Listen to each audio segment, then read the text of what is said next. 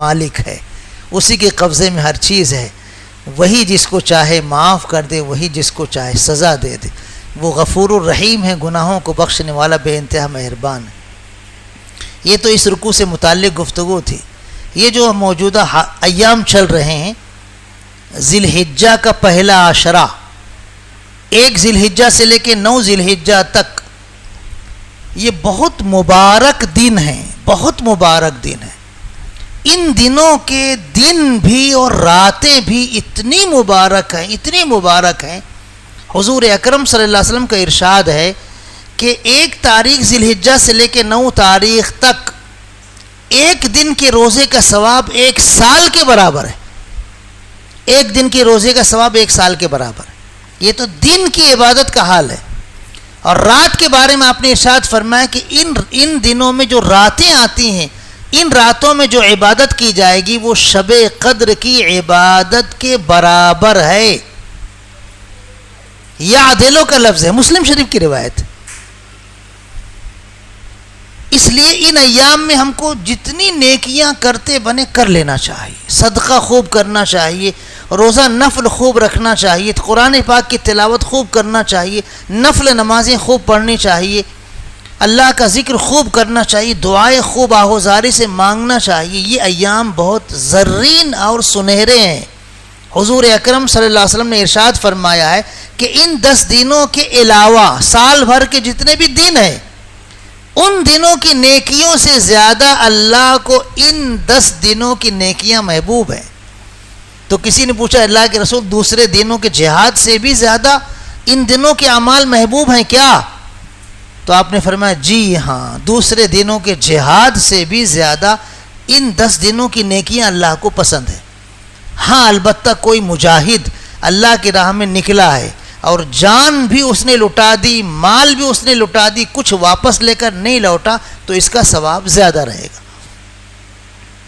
یہ 10 دن بہت اہم ہیں۔ حضور اکرم صلی اللہ علیہ وسلم جتنے سال مدینہ منورہ میں رہے، یوم عرفہ کو آپ ضرور روزہ رکھتے تھے۔ یہ نفل روزہ ہے، 9ویں ذی الحجہ کو یوم عرفہ کہتے، اس دن آپ روزہ رہتے تھے۔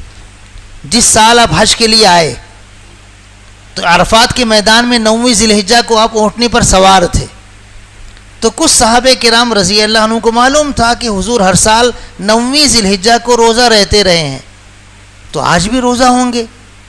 کچھ صحابہ کہنے لگے نہیں رے، روزہ کائے کو رکھیں گے، حج میں آئے نا، سفر کر کے آئے نا۔ تو حضرت ام فضل رضی اللہ تعالی عنہا جو حضور اکرم صلی اللہ علیہ وسلم کی چچی ہے اور حضرت عباس رضی اللہ عنہ کی اہلیہ ہیں، وہ کتنی ذہین خاتون تھی۔ کوئی بول رہا حضور روزہ ہے، کوئی بول رہا حضور روزہ نہیں ہے، تو انہوں نے دودھ کا پیالہ حضور اکرم صلی اللہ علیہ وسلم کی خدمت میں بھیجا، اے اللہ کے رسول پی لیجئے۔ حضور اونٹنی پر سوار تھے 9ویں ذی الحجہ کو عرفات کے میدان میں، آپ نے دودھ کا پیالہ لیا اور پی لیا۔ یہ کائے کی علامت تھی کہ آپ روزہ نہیں ہیں۔ کتنا ادب ہے، کتنا سلیقہ ایک عورت کو، خاتون کو۔ اس نے حضور سے پوچھا نہیں کیا ہو حضور روزہ ہے کہ تم؟ کچھ لوگ رہتے دیہات کے لوگ زیادہ ادب تمیز جانتے نہیں ہیں۔ ایسے صحابہ کرام رضی اللہ عنہ میں کچھ بھولے بھالے صحابہ تھے، ایک دم سیدھے سادے کچھ بھی بول دیتے تھے۔ ایک بھولے بھالے سیدھے سادے صحابی غریب تھے بیچارے، ان کو حضور کی خدمت میں کوئی ہدیہ دینے کو کچھ رہتا ہی نہیں تھا، تو کیا آئیڈیا کیے، ایک مرتبہ بازار میں گئے اور ایک سامان جو حضور کو پسند تھا اس سے خریدے۔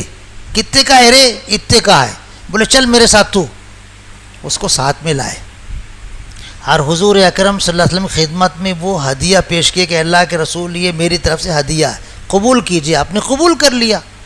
تھوڑی دیر بیٹھے رہے پھر بولے اے اللہ کے رسول میرے پاس پیسے نہیں، اس سے خرید کے لایا میں، تم ہی دے دو۔ تو پھر حضور اکرم صلی اللہ علیہ وسلم مسکرا کر پیسے دے دی۔ ایسے بھی سیدھے سادے صحابہ تھے۔ لیکن یہ خاتون دیکھو کتنی سلیقہ مند ہے کہ جب پوچھنا تھا حضور اکرم صلی اللہ علیہ وسلم کے بارے میں کہ آپ روزہ ہیں کہ نہیں، تو انہوں نے دودھ کا پیالہ بھیجوایا، آپ نے لیا، بسم اللہ کہہ کے پی لیا، اس کا مطلب آپ روزہ نہیں۔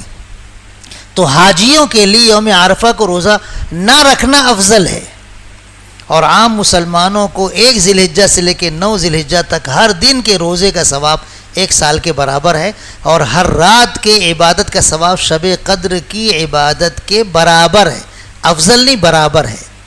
یہ مشکاۃ شریف میں روایت موجود ہے، ترمذی کی روایت ہے اور مشکاۃ شریف میں موجود ہے۔ اب ان دنوں میں ہمارے نوجوان کیا کر رہے ہیں؟ ابھی کل کی بات ہے، میں گھر میں بیٹھا تھا، پٹاخوں کی آواز آئی، ڈھم ڈھام ڈھم ڈھام۔ ارے بولے یار آج تو کوئی بارات کا دن نہیں ہے، پھر پٹاخے کی آواز کائے کی آ رہی؟ کچھ سمجھ ہی میں نہیں آیا۔ دوسرے دن معلوم ہوا کہ کوئی کرکٹ کا میچ ہوا تھا، اس میں اپنی ٹیم جیت گئی تھی، تو پورے مسلمان پٹاخے پھوڑ رہے تھے۔ ارے کیا الو ہے رے، کیا عقل سے پیدل ہے یہ ہمارے نوجوان، کتنے بیوقوف ہیں، کتنے احمق ہیں، کتنے ایڑے ہیں۔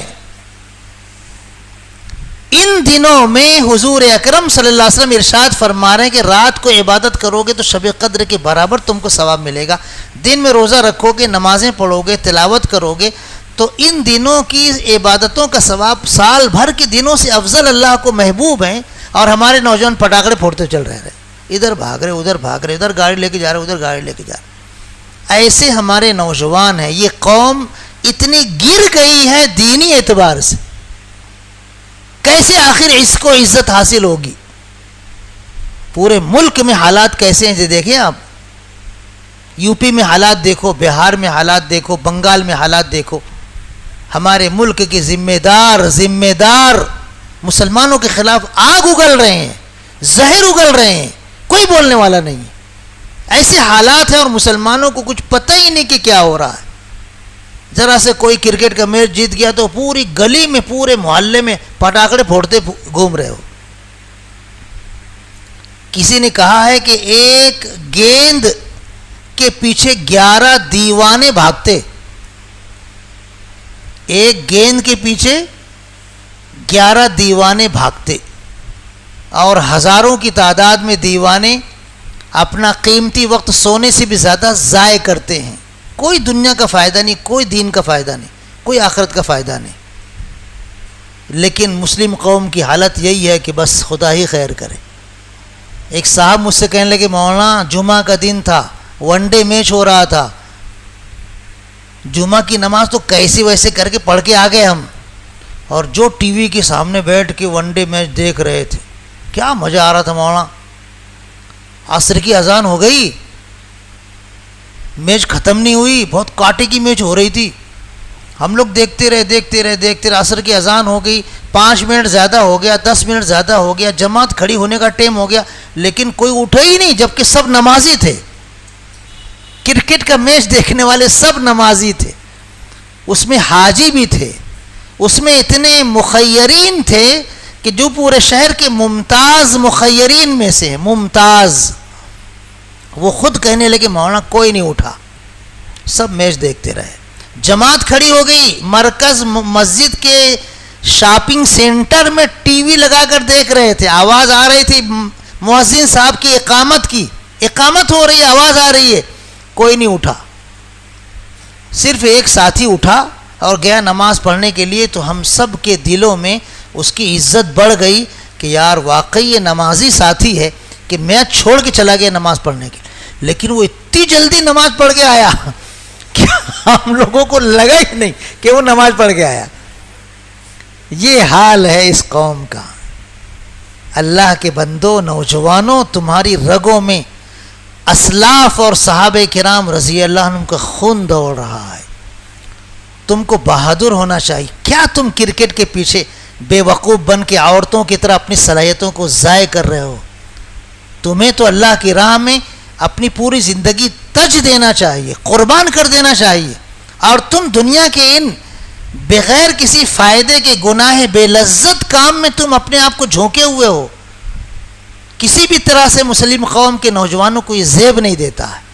اس میں کتنے پڑھے لکھے ہوں گے، کتنے اس میں ٹیچرس ہوں گے، کتنے اس میں اسٹوڈنٹس ہوں گے، کس میں آئرے غیرے نتو خیرے بھی ہوں گے. پورا مجمع محلے کا پٹاخے پھوڑتے وہ گھوم رہا ہے، ادھر یہ گلی میں وہ گلی میں وہ گلی میں. کچھ سمجھ میں نہ تھا کہ آخری پٹاخے کیوں پھوڑ رہے آ رہے مسلم محلے میں. بعد میں معلوم پڑا کہ کوئی اپنی پارٹی جیتی تھی کرکٹ میں تو اس کا جشن منا رہے تھے. اللہ کے بندے ہوش کے ناخن لو، اب ہم کو مکمل مسلمان بننا ہی پڑے گا، مکمل مسلمان بننا ہی پڑے گا. اگر اب بھی ہم مکمل مسلمان نہیں بنے تو اس ملک سے ہم کو جھاڑو دے کر ایسے ہی صاف کر دیا جائے گا جیسے پھر اندلس، اسپین اور پرتگال سے مسلمانوں کو جھاڑو دے کر صاف کر دیا گیا. مسجدیں وہاں نہیں ہیں، گرجا گھر ہیں. مسجدیں وہاں نہیں ہیں، وہ بت خانے ہیں. مسلمانوں کی مسجدوں کو گرجا گھر بنا دیا گیا، بت خانوں میں تبدیل کر دیا گیا. مسلمان نام کے بھی آپ کو نہیں ملیں گے. یہ وہی علاقہ تھا جہاں 800 سال مسلمانوں نے حکومت کی تھی، 800 سال. لیکن دیکھو مسلمانوں کا یہ تنزل تھا، وہی آثار آج ہمارے ملک میں نظر آ رہے ہیں. ابھی بھی سویرا ہے، ہم اب بھی مکمل دیندار بن جائیں ہمارے نوجوان تو انشاءاللہ ثم انشاءاللہ اللہ کی مدد ہماری طرف متوجہ ہوگی. اللہ اپنے کرم سے ہمارے جوانوں کو دینی شعور عطا فرمائے، دینی سوجھ بوجھ عطا فرمائے، ایمان کی کمزوریوں کو دور فرمائے. آمین. وآخر دعوانا ان الحمدللہ رب العالمین. درود شریف پڑھ لیجیے. الحمدللہ رب العالمین. اللہم صلی علی محمد وعلی آل محمد کما صلیت علی ابراہیم وعلی آل ابراہیم انک حمید مجید. اللہم بارک علی محمد وعلی آل محمد کما بارکت علی ابراہیم وعلی آل ابراہیم انک حمید مجید. اے اللہ یہ مبارک ایام، یہ مبارک راتیں آپ کی عبادت کے لیے ہیں. ہمیں اخلاص کے ساتھ آپ کی عبادت کرنے کا تو موقع اور توفیق عطا فرما. شیطان کے وسوسوں سے، نفس کے شرور سے ہماری حفاظت فرما. حاسدوں کے حسد سے، ساحروں کے سحر سے ہم سب کی حفاظت فرما. اے اللہ مسلم قوم کے نوجوانوں کو اپنے دین کا داعی اور شیدائی بنا. اے اللہ انہیں آخرت کی فکر عطا فرما، انہیں آپ کی اطاعت و بندگی کی توفیق عطا فرما، انہیں کامل درجے کا ایمان والا بنا. اے اللہ ملک کے حالات عافیت کے ساتھ مسلمانوں کے حق میں سازگار فرما. عافیت کے ساتھ بقرعید کا تہوار گزار دے. قربانی کا مبارک عمل عافیت کے ساتھ مسلمان انجام دے لیں. کوئی ناگوار واقعہ، کوئی حادثہ پیش نہ آئے. اے اللہ ہماری مسجدوں کی، مدرسوں کی، مکاتب کی، خانقاہوں کی، ہماری تنظیموں کی، ہمارے دینی اداروں کی، ہمارے سماجی اور تعلیمی اداروں کی، ہمارے دین و ایمان، عزت و آبرو اور جان و مال کی حفاظت فرما. جو مسلمان بیمار ہیں انہیں شفائے کامل دائم عاجل مستمر عطا فرما. جو مسلمان وفات پا چکے ہیں ان کی مغفرت فرما. جن لوگوں نے دعاؤں کے لیے کہا ہے یا لکھا ہے ان کے نیک مقاصد میں کامیابی عطا فرما. اے اللہ ہم سب کا ایمان کامل پر خاتمہ فرما. مدینہ منورہ کی موت عطا فرما. جنت البقیع میں دفن ہونے کی سعادت عطا فرما. حضور اکرم صلی اللہ علیہ وسلم کے دست مبارک سے جام کوثر عطا فرما. رحمت للعالمین صلی اللہ علیہ وسلم کا ساتھ جنت میں عطا فرما اور بغیر حساب کتاب کے جنت الفردوس میں جگہ عطا فرما. ربنا تقبل منا انک انت السمیع العلیم وتب علینا انک انت التواب الرحیم. وصلی اللہ تعالی علی خیر خلقہ سیدنا محمد و آلہ و اصحابہ اجمعین.